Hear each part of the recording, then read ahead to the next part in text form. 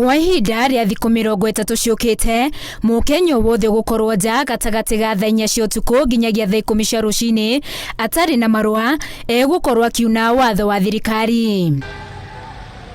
Nĩ thutha wa minista wa ũgima wa mwĩrĩ Mutahi Kagwe kwanĩrĩra thirikari nĩ ikinyanĩirie kwĩrũhia mawatho marĩa magathĩke ma COVID-19.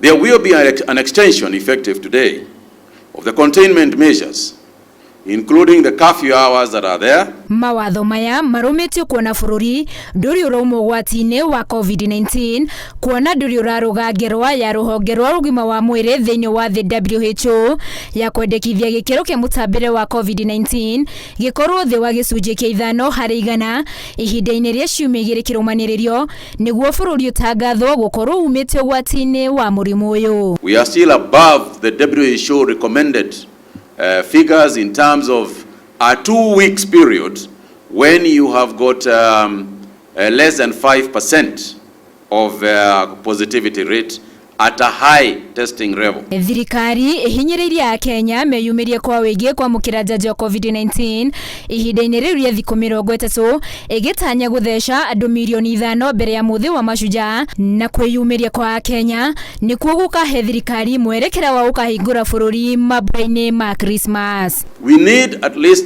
the 30 days that we are going to extend the time to, so that we can vaccinate as many people during that period as possible.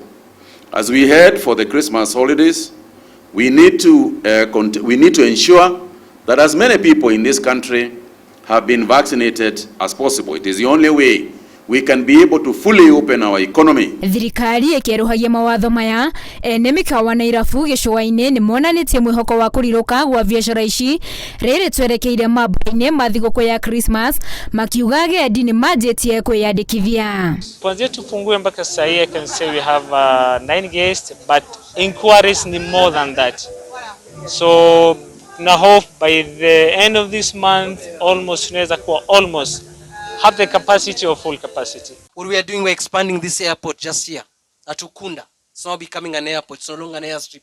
There is a mobile control tower, the Dongokudu project, so that we make sure the hustle and bustle of crossing at the ferry is an issue of the past, so that tourists today can enjoy what is there. Ginyagia mũthenya wa kiumia mweri 3 andũ makĩria milioni 3 na ngiri 800 nĩ mathecetwo njanjo ya COVID-19, riboti ikionania andũ 77 nĩ monekanĩte na mũrimũ ũyũ mathaa-inĩ 24 mahĩtũku na wangĩ 322 makĩhona mathaa-inĩ o macio gũkũ gĩkuũ kĩmwe gĩkĩandĩkithio kĩrĩ gĩcerere.